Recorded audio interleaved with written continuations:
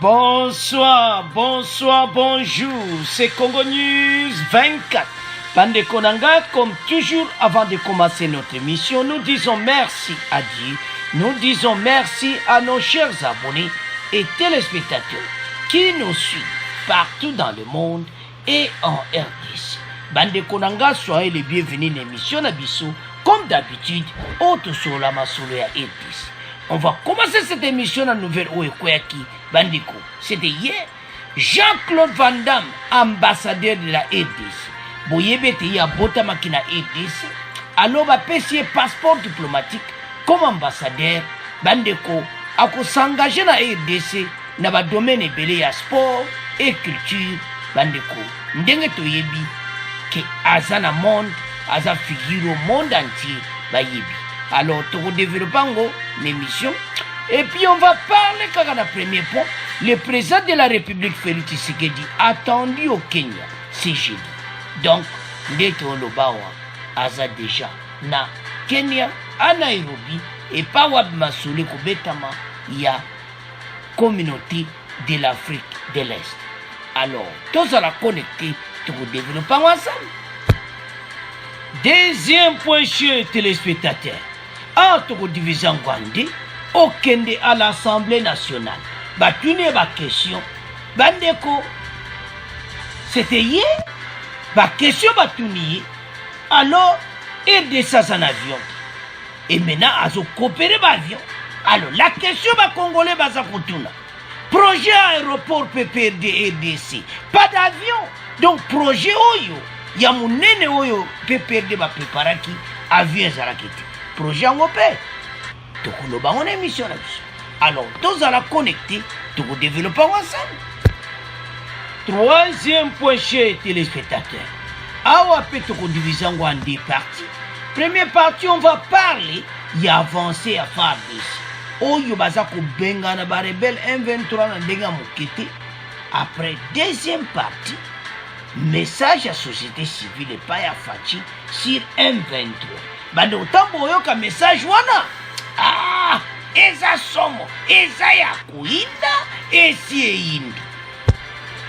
Alors, chers téléspectateurs, émission de M. Bandi et comme tango oyo, to analyser ensemble émission à l'île. Alors, on va commencer cette émission avec Jean-Claude Van Damme Bandeko. Oto émission nyonso, il est né en RDC, alors dans ma film, Aza vraiment dans la réputation pour Sakana. Alors, le ministre des Affaires étrangères, Sami Adubango, a remis au nom du président de la République démocratique du Congo, Félix Tshisekedi, les passeports diplomatiques à l'acteur, réalisateur, producteur du cinéma et pratiquant d'arts martiaux belge, Jean-Claude Van Damme. Bandeko, ils ont quoi cérémonie? Alors, vice-ministre des Affaires étrangères, Sami Adubango, alors, appelle ça qui est passeport. Pour Jean-Claude Van Damme, et Sengo Yakusaka Namuti. Donc, pour y reconnaître en tant que Congolais, quel plaisir. Andeko, Bokoyoka, Tundeto, Totanga Makamunae, Oyalubi. Donc, vraiment, tout tient tout temps ensemble. Je remercie le Congo de m'avoir accueilli avec beaucoup d'amour. C'est avec beaucoup de fierté que je reçois ce passeport en tant qu'ambassadeur. C'est le titre d'ambassadeur pour le rayonnement de la jeunesse du point de vue sport, santé, culture.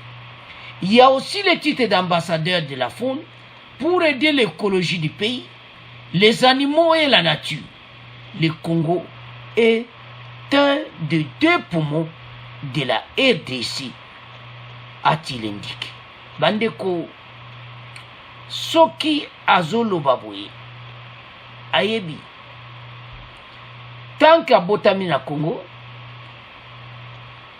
Ayebi Oyo Tozanango, Botala pays na biso, Mundela Ayebi.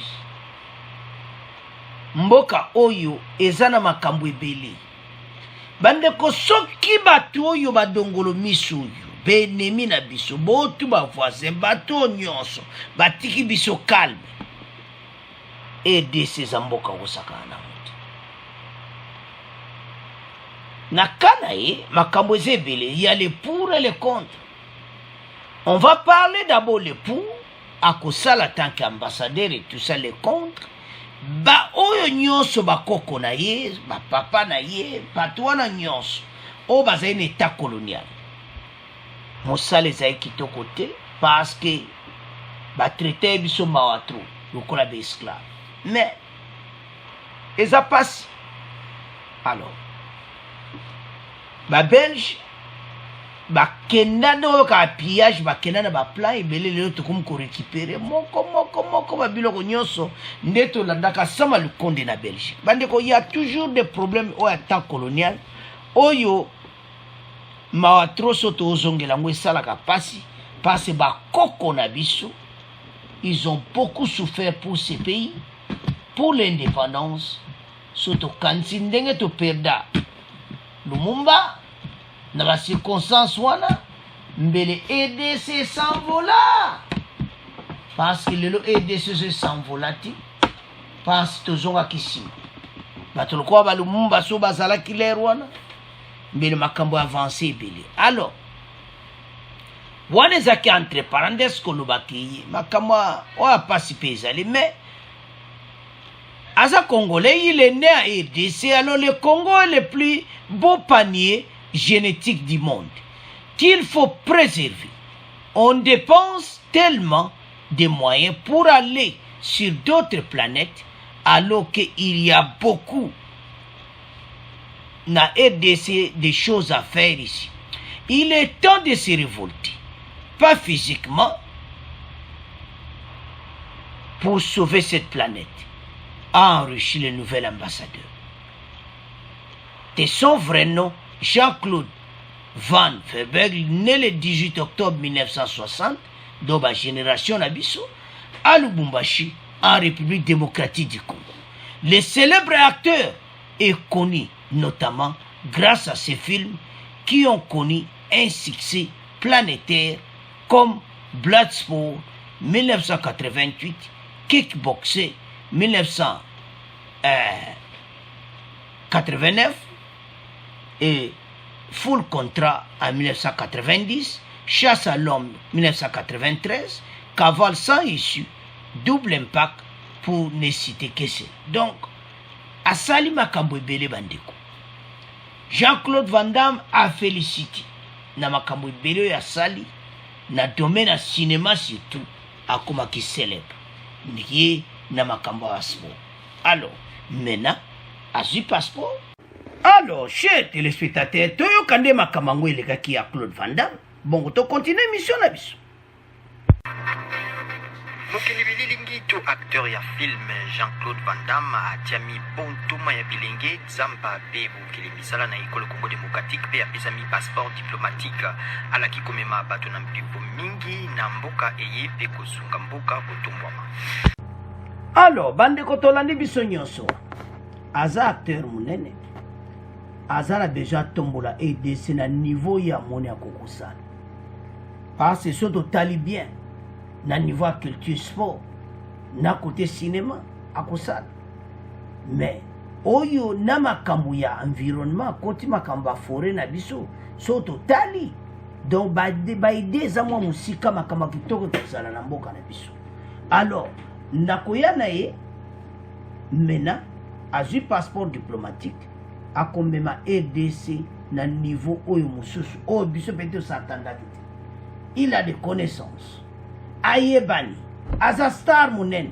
Donc makambo ebele kozala facile pour la EDC à travers Jean-Claude Van Damme. So abiske longina likamo bo tozaki na besoin nango. Omo likamo be sili. Tozana makambo na EDC to bunda nango. Alors, eze sengo gouvernement ideo bazui koyeba eti ko reconnaître ya attaque congolais parce que toloba ne bandi l'émission, il est né à Lubumbashi.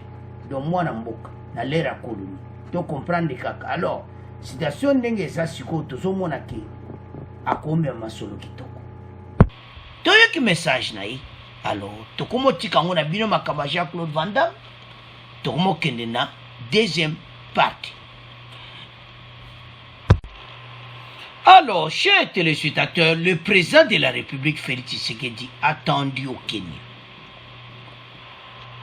Le président a Kende na Kenya bandeko na Nairobi. Pendant son séjour, il est prévu un tête-à-tête entre les deux présidents. La signature du traité d'adhésion à la RDC, à la communauté économique de l'Afrique de l'Est, pour le moment présent Kenya, à présent en exercice de cette organisation, Fachi ba okuta na tête-à-tête à signer document wana pour entrer en Afrique de l'Est.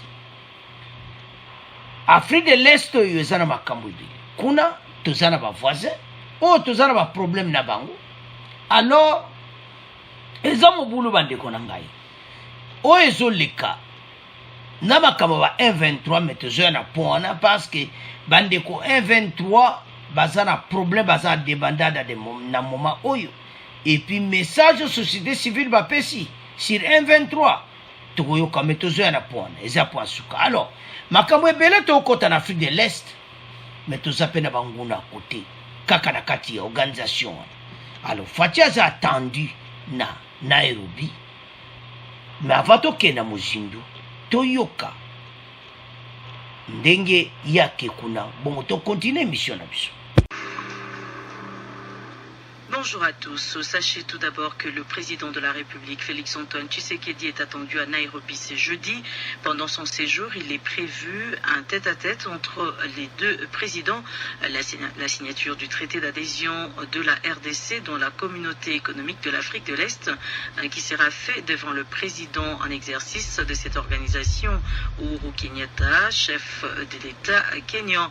Vendredi 8 avril, la délégation congolaise, par le biais du ministre des Affaires étrangères, du ministre de l'Agriculture et celui de la Pêche et l'Élevage vont signer un accord de coopération dans les secteurs agricoles entre Nairobi et Kinshasa.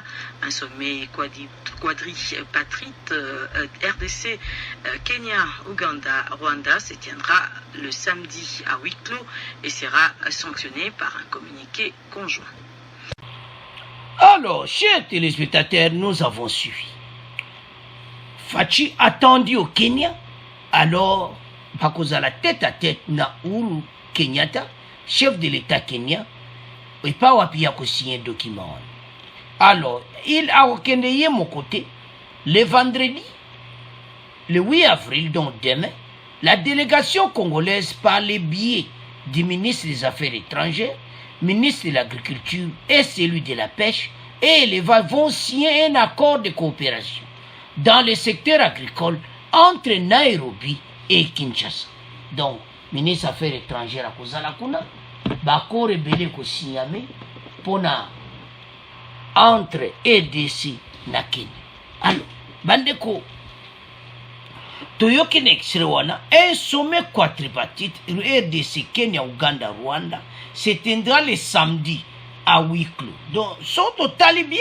Makamweza minene kuna. Oui, Afrique de l'Est, facha aussi un document. Oui, RDC personne va kora yemo ko signer na Kenya pour na agriculture na biso na pêche, makam na biso beto ko signer na bango parce que bango bazé déjà avancé, bazana ba bateau de pêche. Babiloko ebele oyo biso lelo, il faut to somba ba bateau de pêche to avancer na makambo wana. Alors akora ne ko ide biso pe mingi na makambo ebele. Mais eloko moto yo ki wana bandeko. Biso to la nexiro wana. Un sommet quadripartite o bako sangana Kenya, Uganda, Rwanda. Bako solo la wana. Ya Afrique de l'Est. Ma solo ba on bako solo la wana. Balobi ki et ça le samedi 9 avril à huis clos sera sanctionné par un communauté conjoint. Donc son otala parce que bandeko Fachi pena n'aba voisin ça un grand problème pour le moment. Bandeko belo baso comprendre te. Ba voisin makamna bongo ye banda ndenga mabe déjà na RDC. Makamu tuba za osana nkuku na mboka na biso lelo ye bandango. Alors ba comme na problème sérieux. To éviter to yoka communiquer conjoint le samedi to ko pese bino ba suite mais le tonto lo ba ozaki la aide sa continent Afrique de l'Est wana Fachi côté on a joué bien ko kota na organisation wana. Pourquoi? Parce que kuna masolo musuba sola biso tozala wana. Faut toyeba que le plus grand pays na bango nyonso eza biso. Ah, EDC, mon colo EDC bene vandi. Soko tali bien ko bango bazolo baki Afrique de l'Est eye munene pona entrer à RDC. Parce que to samboka munene. Moi ma petit pays oyo kutu pas même territoire à RDC bazo sakana cannabis. Alors lelo siko ba kompena ko mona ke oui makambo changer na RDC. Présente aussi anga tiamboka na nzila. Bandeko makambo eza kitoko. Facha koti na Afrique australe, ayebi Afrique de l'Est je me suis parce qu'ayebi o ba ko salanga na zawana. Biso to zawana. Donc et maintenant bango bazolo baku to komi organisation monene pour grand pays à RDC ba comme membre. Donc c'est ça. O biso to zabato to ko diriger yango kalate parce facha loba ki entraîne ekuna base nango ko koma na Kinshasa.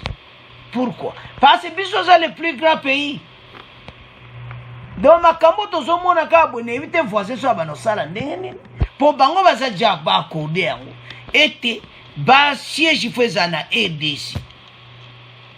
Parce que biso za grand pays na makambo ebele musu. Alors voisin abana koya na ba réunion ko ba congolais so ba moni eme ils a problème voisin bana koya ba réunion so na RDC nandimiti abana tinda ka ba délégation. Donc ça chauffe déjà. Donc tozomona ke makambo oyo ndenge zo kende direction qui te kopona mboka. Alors ba accord ko siama entre les deux pays. Alors to tiki premier point na bino to komo kena deuxième. Alors bande konanga to komi na deuxième point na biso. Okende question orale à l'Assemblée nationale. Boyoka bandeko. Wana première partie et puis deuxième partie. Tokoloba si projet ba kosa RDC mais lelo ba sekelo ezobima. Ete RDC atia kozana ba avion na bango.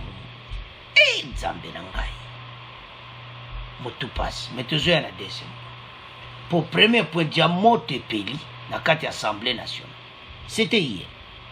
Les ministres Okende annoncent les partenariats avec Ethiopian Airlines pour compenser les difficultés du Congo Airways. Le ministre des Transports Chérubin Okende, répondant à la question d'actualité du député Célestin Engelemba, a annoncé mercredi 6 avril la signature d'un accord de partenariat stratégique avec le groupe Ethiopian Airlines qui décide de mettre à disposition de Congo Airways cet avion. Bandeko, ezo sala soni. Pays lokola la RDC, le plus grand pays na ba pays nyonso même ototangi wana. La RDC azana avion ya yemokuti. Bande boko yoka ndenge bakoloba awo. Ta boko yoka boyoka ezo sala na mawa. Botala mboka fachi ya yikukuta. Bandeko, tu comprendre défi auto zana ngona mboka na biso et belé to ko critiquer le sous-chef de l'État. Et ça mawa. Chérubin Okende a souligné l'importance de la décision de la baisse du prix d'avion. Il a également annoncé la création d'une nouvelle compagnie publique d'aviation. Alors, situation de Zanango, Tozo Yokana Ethiopian Airways. Tozo a 7 avions na bango, 7. Et barakosa la transport inter pays, intérieur, tout ça pour esunga pour le transport et puis ba kiti prix à billet avion. Alors, ba député ba tourni ba question. Tozo ya na malembe bo comprendre pas sur les ana point oyo parce que ça me fait mal pour nous présenter une mission. Dressant l'état des lieux de son secteur, Le ministre a relevé que depuis un temps, il observe une grande perturbation des dessertes, des vols, des déserts de vols domestiques dans les pays. Particulièrement les suspensions des lignes, annulation inconsidérée des vols, bousculade et débarquement des passagers. Les passagers à côté au moins été moins volés. Donc on a que tous en avion. Mais le ministre a souligné qu'une solution est en cours. Solution est en cours. Mais eza nini? Eza oto za besoin na ngote boko yoka eh. On a besoin bo somba ba avion ya biso moko. Non, ça fait mal. En même temps, ceux qui n'ont pas la makamba boui, bateau ba outi basali 18 ans au pouvoir. Il y a les gens au bazo benda balara pays. Bazo bimanango bambongo bomba yibi toko somba même 20 avions. Avançons. En attendant, un accord de partenariat stratégique a été conclu avec le groupe Ethiopian Airlines qui décide de mettre à disposition de Congo Airways 7 avions de nouvelle génération qui pourront permettre l'avionneur national de relancer les vols nationaux et internationaux en défiant même cette fameuse liste noire de l'Union européenne dans laquelle la RDC a été logée depuis plus de 3 décennies. Mais liste noire va biso parce que tous les avions na biso d'abord eza malamu te. Moko wana kaka moko ebenda ba problème ezaki avion oyo ye moko expresa Kabila zai ko tambola bakangaka yango na Italie. Alors, Fachi a récupéré yango, babongisi yango. Donc, avion wana, eza avion présidentiel, donc RDC, aza na société, yaba avion T. Alors, toyo kana no extrait oyo. Bon, to continue mission na biso. Audition hier jeudi à l'Assemblée nationale du ministre des Transports Chérubin Okende qui a éclairé la lanterne des élus sur le transport aérien en RDC, répondant à la question d'actualité lui adressée par le député Célestin Engelemba. Chérubin Okende a souligné l'importance de la décision de la baisse du prix du billet d'avion, mais a aussi annoncé la création d'une nouvelle compagnie d'aviation de l'État. Ces mesures n'ont pas convaincu l'auteur de la question d'actualité par manque de débat et promet d'envisager d'autres moyens de contrôle pour approfondir la question. Le point avec Michel Kifindangoy. Dressant un état des lieux de son secteur, le ministre a relevé que depuis un temps, il observe une grande perturbation dans la desserte des vols domestiques dans le pays, particulièrement la suspension des lignes, bousculade et débarquement des passagers, mais une solution est en cours, souligne Chérubin Okende. Il y a également un partenariat stratégique avec Ethiopian. Il y a 7 avions de nouvelle génération qui peuvent nous permettre même de commencer des vols internationaux et soutenir le trafic domestique dans notre pays qui sont aujourd'hui en voie d'être opérationnels dans notre pays sous le drapeau Air Congo, donc une nouvelle compagnie aérienne nationale. En réaction, l'auteur de la question d'actualité souligne la nécessité d'un débat sur la problématique des transports aériens. Célestin Engelemba. C'est un peu difficile de voir qu'un grand pays comme ça n'a pas d'avion, mais comme il n'y avait pas de questions à poser, il y a quand même des zones d'ombre que nous devrions voir dans les jours qui viennent comment nous prendre. Et même si le ministre a dit que nous devons avoir 3 ou 7 avions par le partenariat avec l'Éthiopie, mais il ne nous dit pas là où la RDC doit avoir ses propres avions. Le député Célestin Engelemba classe l'achat des avions propres à la RDC parmi les priorités du gouvernement. Alors, bande kotolandi biso nyonso wana, la RDC n'a pas d'avion. Donc, la compagnie Congo Airways, oza na ebite za ba aventure. To benga nini? To benga monini. Congo Airways. Toza na avion ti. Akambonga na zongo. Esa mawazelo kozola telamba muninga te. Batu ba kanisa yo. nkolo nango aye koboto tala makambo toleka Kenya Airways abotola ye baavion na ye toza na avion ti c'est-à-dire na EDC désordre bafutaka na bango mpe eloko ti babotoli baavion toza na situation moko difficile na mboka donc toyebisa bacongolais chaque fois tala oyo tozoloba totala na na nsima epa touti yango toyaka kotia makambo mpo bacongolais bacomprendre mpo bomona ke mboka ndenge nini ezalaki dirige comment baministres ce sont des professeurs des docteurs tout ça bango tout bazali tout autour à ex-président de la République Joseph Kabila projet aéroport sans avion PPRD bazango dirige mboka basali projet oyo et puis basuki kaka nango te bakei moko basali nini début des travaux bozomona président ex-président de la République Kabila atie maboko wana alors makambo ke kitoko babeti maboko ki musala kala te ezobanda nzambe motema esalanga pasi motema epeta tout mais tozo vivre boye ndenge nini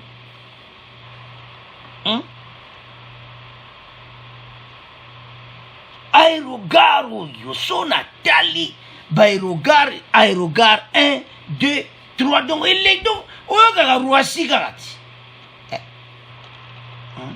na comparo ka na Charles de Gaulle so na otala so na me projet aéroport sans avion bajupe hier aza koexplique vous voyez ici c'est l'aérogare 1 aérogare 2 donc toyebi so ezali combien wana et maintenant toza bazoba na biso kaka bazoba ti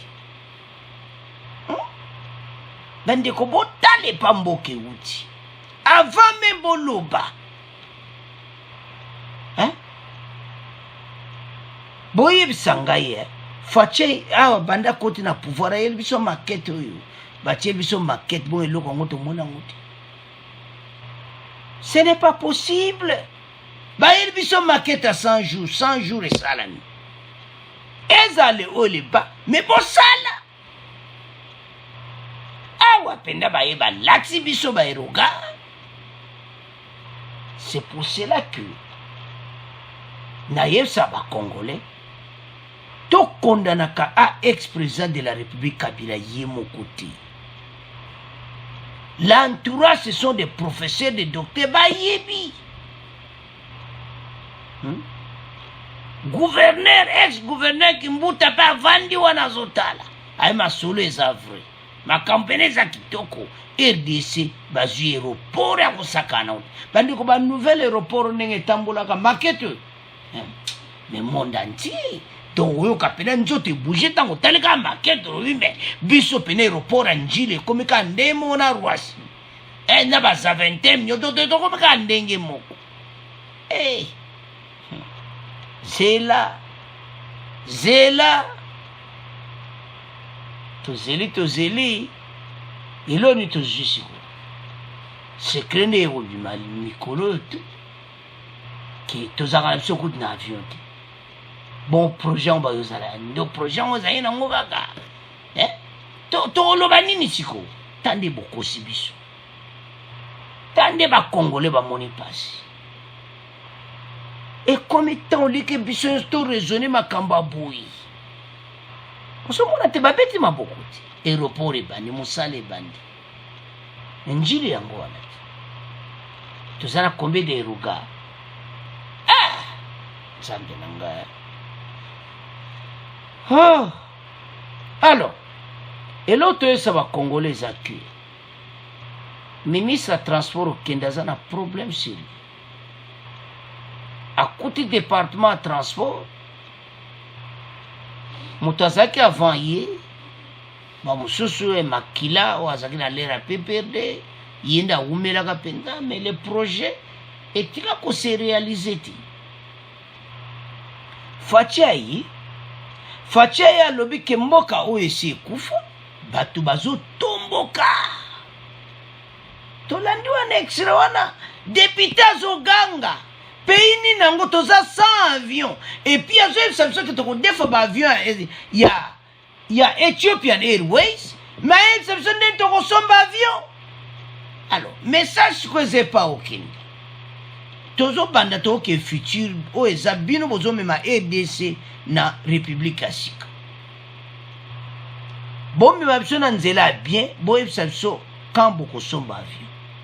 Et puis ce qui est grave, on va créer une nouvelle société Air Congo. Bongo Congo Airways et Kesua. Donc je ne comprends rien du tout. Donc situation ndenge zawana okende toyebi bien tozo condamner pena binoti.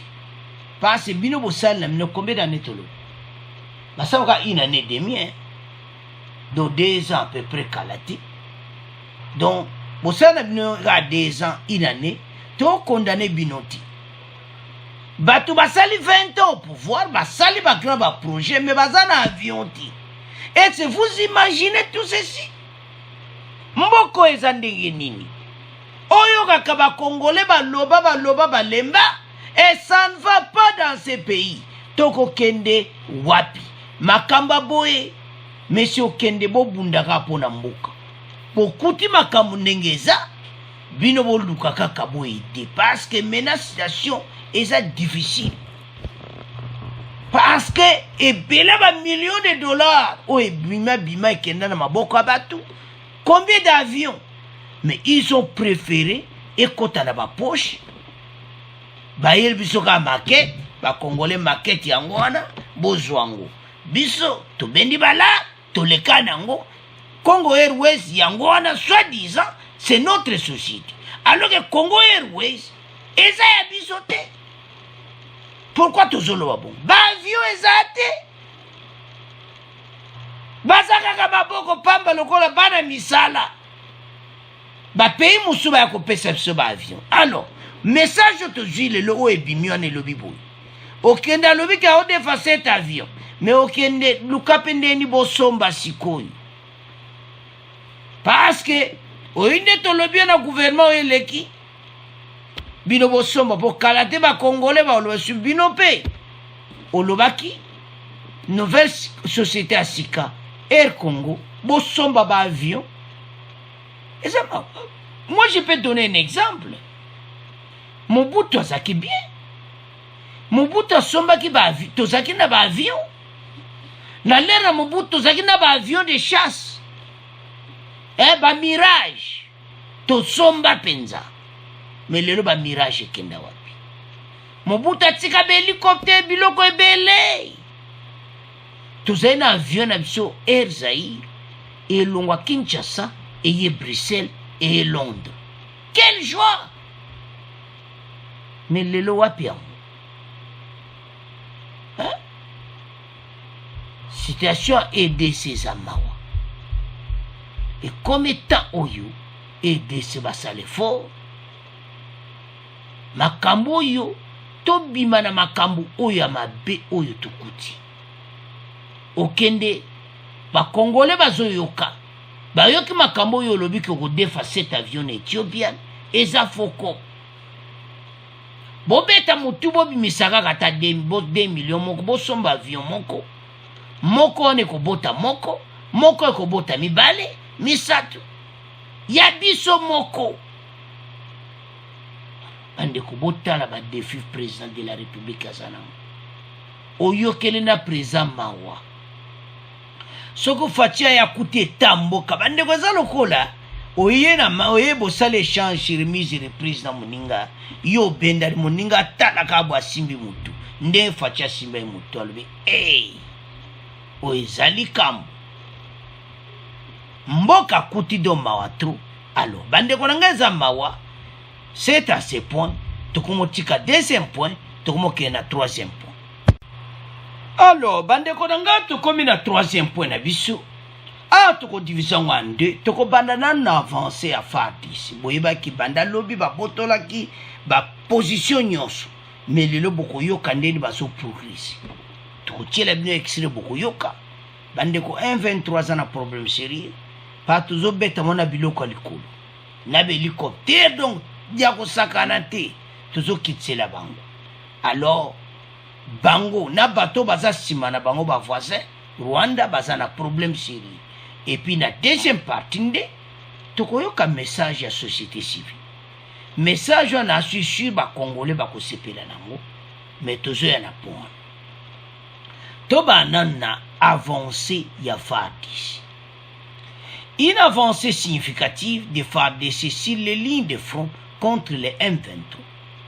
Les forces armées de la RDC maintiennent leur pression sur les M23 dans la région de Tchanju, Runyoni, dans le groupement de Djomba, territoire de Rutshuru, Nord Kivu. Baso progresser na Djomba, basi ba boto lingomba na montagne wana, ba boto do direction pena bo tindika bango tina Rwanda. Donc, match ezako sakana ngoti. C'est depuis le mercredi 6 avril que l'armée a lancé une offensive contre ces rebelles. Le porte-parole des opérations Sokola 2, le lieutenant-colonel Guillaume Djike Kaiko, parle des avancées significatives sur la ligne de front et appelle à la population de Djomba à soutenir l'armée. AEBC Batunyos bo supporter FARDC. Ce qui bo monika de bo mona mutu mo clair te yona M23 bo bengi parce que to suite au botori baza indépendant baza ko panzana partout na kati ya Rutshuru.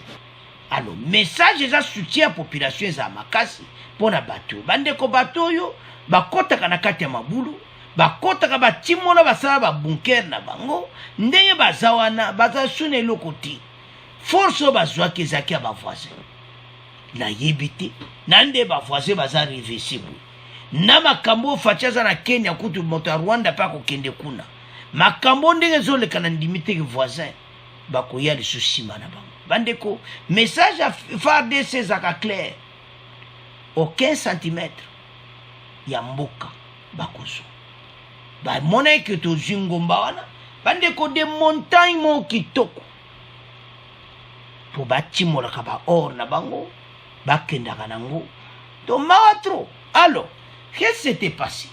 FARDC bazo progresser ko benga na bango. Nous sommes au-delà de Djomba. Nous sommes sur la colline de Ichangi, au moins 6 km à vol d'oiseau de Réunion. Donc, à chaque bataille, le FARDC gagne du terrain et l'ennemi recule. Toutes les crêtes autour de Réunion et Tchanju, où l'ennemi a mis son poste de commandement, les FARDC ont récupéré presque toutes ces crêtes, notamment Bokusa, affirme le lieutenant-colonel Guillaume Djike Kaiko. Donc FARDC a récupéré nyonso. Problème tozawe zake. Tant bango bazwaka nyonso mena mena il faut baluka. Babongsango très bien parce que bango barekili. Bake ko benga ba voisin po baya ko contre-attaque siko. Soko siko il faut babongsa stratégie malampo mbalo soki baye bakuta na blende bandeko. Makambo za clair. Baso katsa na bango Rwanda. Toyoka ki se passe wana bandeko. Ne mission elekaki. Toyoka nde balwa so yoka ki onte kene ko yoka makamba secret babimisaki. Le Rwanda ne dira jamais oui que de ça simaya M23. Et puis bango bazo continuer ko bénéficier ba richesse à EDC à travers ba groupe armé. Il va vivre à Kabongo donc mon colobisé to kangama dusu nyonso Rwanda maele si.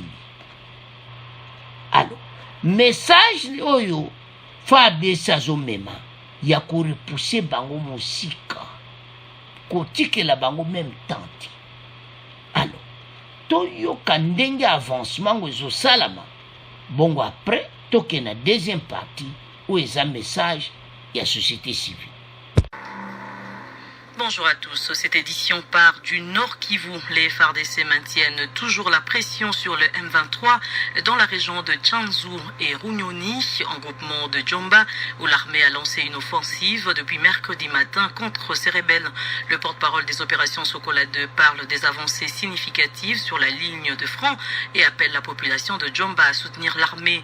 Le lieutenant-colonel Njike Kaiko fait état de quelques blessés dans les rangs des FARDC ainsi que des capturés du côté des rebelles, sans plus des détails. Sifa Maguru nous fait le point.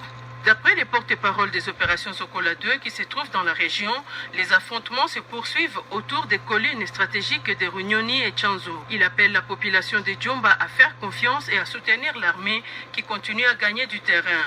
Le lieutenant-colonel Njike Kaiko Guillaume. Nous sommes au-delà de Djomba, sur la colline de Ishangi, c'est au moins à 6 km vol d'oiseau de Runyoni. Les forces armées de la République démocratique du Congo, à chaque bataille, elles gagnent le terrain et l'ennemi est en train de reculer. Là, c'est que toutes les crêtes autour de Runyoni et Tchanzu, où l'ennemi a mis son commandement, ont récupéré presque toutes ces crêtes, et notamment à Bougoussa. Donc lentement mais sûrement, nous sommes vers les objectifs. Je pense que nous allons finir par mettre hors d'état de nuire cet ennemi qui est venu trouver la quiétude de la population de Rutshuru. Par ailleurs, la société civile de Rutshuru indique que la population de Mihika, localité située entre les groupements de Djomba et Bwiza, s'est déplacée à cause des bombardements pour se réfugier vers Ntamugenga et Rutiro dans la même région. Goma Sifama. Alors, chers téléspectateurs, nous avons suivi Tolandi porte-parole à Sokola 2, le lieutenant-colonel Guillaume Kaiko. Andeko makambu oyo eza makambu minene parce que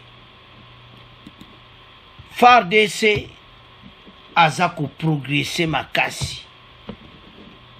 Donc bango nde baza wana mayele pe sili bango parce que basali tout manœuvre nyonso mais simbekati.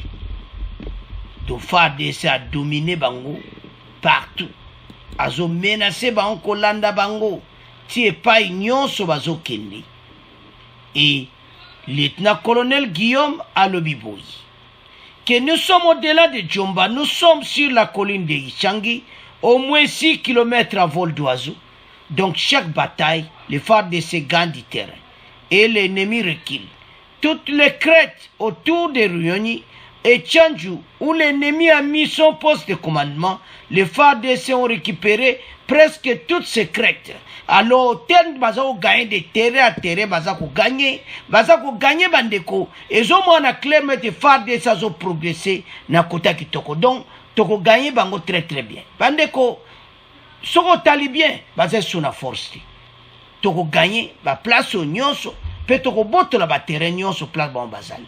Alors, soki to tali bien, na bato baza sima na bango, ba voisin, mayele sili bango. Maintenant, changement équipe et salama ekuna bandeko ba fruit nango yango. T'as la progression sikoy. Alors, donc, lentement, sûrement, nous avançons vers les objectifs. Tout ce que nous pouvons demander à la population, c'est de continuer à appuyer l'armée, comme elle fait toujours, d'avoir confiance à son armée. Je pense que nous allons finir par mettre hors d'état de nuire et cet ennemi qui est venu troubler la quiétude de la population de Rutshuru a-t-il ajouté.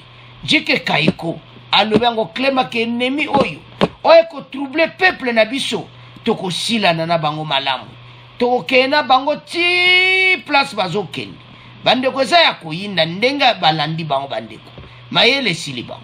Alors, l'État qui m'a fait état de quelques blessés dans le rang de FARDC ainsi que de capturer du côté des rebelles sans plus de détails. Bandeko, FARDC bazoki beli, mais kangi ba rebelle rwandais beli. Oyo, tobenga bango ni ba rebelle M23. Kangi bango ebele. Na yebite soki voisin siko ya koloba nini.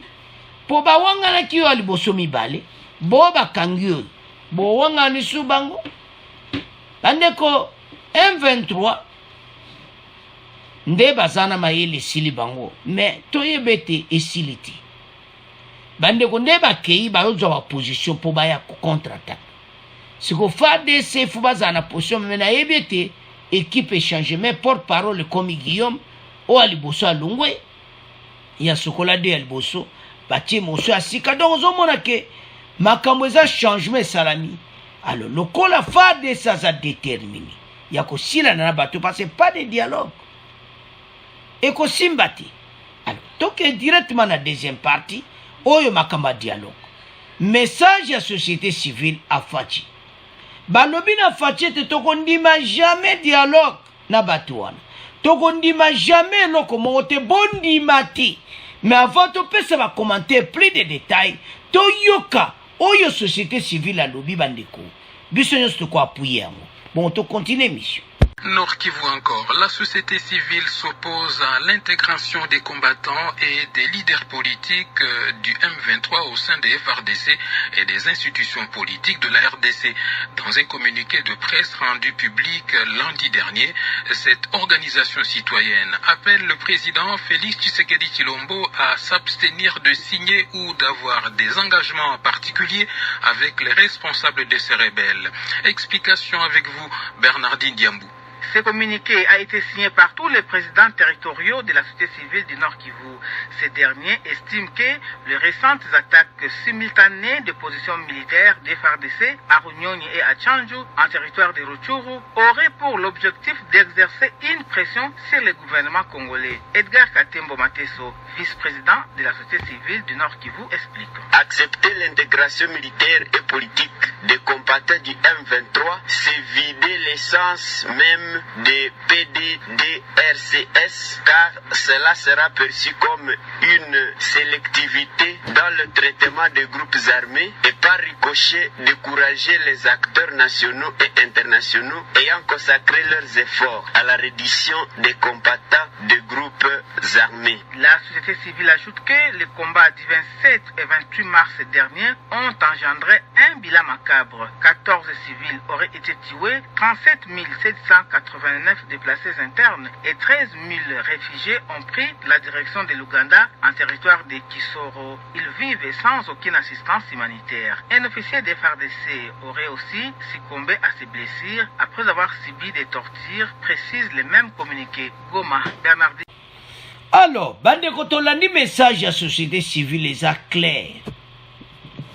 Batouana, bakopesa bango ata poste mokoti. Bakozwa poste mokoti na kati ya FARDC o na kati ya gouvernement bata 1-22. Société civile a lebi gouvernement moni pression bazako tia wana. O makelele wana ke o voilà to boto libwe. Bayibi ke ba tia pression po bondima. Bayisi fatigue bondimelo monte. En tout cas, société civile message na bino. Et yokani fati jamais kosala yango ayebi ke ba congolais ba lingi makambo wana ti ya koyokana na batu wana baza ba dongolo miso baza la plupart ba uté pa ba voisin botala na leur plan soko tali plan o yango nde détruire pena armée na biso ba nakati ya M23 baza na ba Rwanda siko baza kosenga ete bakota na gouvernement na biso bakota na FARDC na ba grade na bango ba général o ba wuti nango na M23 boyoka nanu bandiko alors fachi atika kondima yango pete pe akondima te société civile message za kitoko mais fachi déjà assez aboyaki koyamba bango bayokana kina ba gouvernement liboso basalaki 20 ans bazonge pa gouvernement liboso wana moto akopesa bango te tozobengana nde bango moto mota ko négocier na bango donc soko tali bien non na yo comprendre les so bande ke bere balu bambe comment armée na a trop des infiltrés makambo gat donc en 2014 si je comprends bien ba M23 belé ba kotaki na FARDC nzambe oyo tout eza plan moko kitoko mpona bavoisin. Pourquoi tozoloba bongo? C'est-à-dire bakoti bato na bango na kati ya FARDC. Mutu wana elobi Noel Chani, mutu wa motema ne eza wapi? Na mboka na ye. So baatake barebele wana, barebele baza bata mboka na ye ya kodevie armé.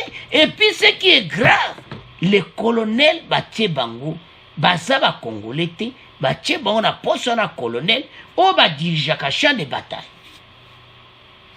Yango ba problème nyonso tozwi na kati ya FARDC, yango mpe basala na M23. Société civile alobi boyebisa président de la République message na bango basiyango na bango nyonso na Nord Kivu na Ituri eti bandima accord moko te na bango, bandima bango te bakota na armée, bandima te. Pourquoi? Ba société civile bayebi koleka biso bavandaka kuna, bayebi ete na kati ya FARDC il y a des ex-M23 pe baza. Est-ce que batandingi wana azaki na M23 za na FARDC oyo peut-être na 2014 na bakoro esalamaka? Ese mutu wana kondima ba attaquer M23 lisusu baninga na ye akolinga te, akodevier armée et puis tokozwa défaite. Et ce qui s'était passé. Alors message oyo eza message mo yena tamo ko malamu. En tout cas société civile, merci. Position à Congolais Zandenge wana. Pas de négociation avec les rebelles M23. Bozo bango bazonga epai ba utaki. Ndenge bozo tindika bango wana bo continuer pression liko na bango. Une avancée significative de FARDC sur les lignes de front contre M23, continuer pression ba kendi. Société civile a dévoilé le comment monena lobi moni pression wana. Bango ka pona nini? Bayebi ke baogaye te, mais bakota na kati ya FARDC. Comme ça tokozala na bitumba ya libela esilaka te. Oh, yo jinga mutu na wuti na M23 otienga na kati ya FARDC, tonto attaquer M23, ça ne va pas marcher. Aolinga te, ako dévier ba armée pe omona bato bakufi, omona oh M23 gagne ndenge nini infiltré. Ce que Chani avait bien expliqué. Abi moni bango bango bazana bon de père et de mère, par exemple. Ce qui est comme point ça colonel, le général. Et comme ba attaquer mboka na bango. Il y a kulinga te pas ça un sentiment mboka na ye. Ya continue bozo mona ba problème otozana ngo à l'est. Ba vérité ngo ebimi. Société civile peut a touché en donc si je compare bien à 2014 pays qui ba koraboy gouvernement peut bandimaka na bango M23 ba kota na armée et puis M23 ma solesi là non, c'est pour ça que je souffre. Mais soit ba congolais zake bandima et lokomokoti ba tika bango ba kende so ba kende ko bina wapi, il n'y a pas de place pour na bango. Un point entré. Ndebo bon menacer bango ba bima RDC bandeko FARDC sa musala kitoko. Ba reculer tant ba petit contre-attaque biloko moto. Bandeko mboka na biso toko gagner mboka oyo. Centimètre ata moko te ko kende toko continuer. Nde biso nyonso to telema. Bendele koyati. Bandeko na ngai FARDC ninga zawana ako gagner tozala sur fatia ko changer mboka o makamnyo so mabe akutaki akobomisa. Mais tonto sabino na mois de mai mwaka ko ezolanda ekozala koyinda parce que Congo News 24 ako leka live boko mona ngai donc wana pena to bano sola ngo tête à tête bongo bando kia Congo bazana problème sérieux. Alors bande konanga c'est à ce point to comme clôturer mission na biso, bon abonner massivement, bon partager. Au revoir, à la prochaine.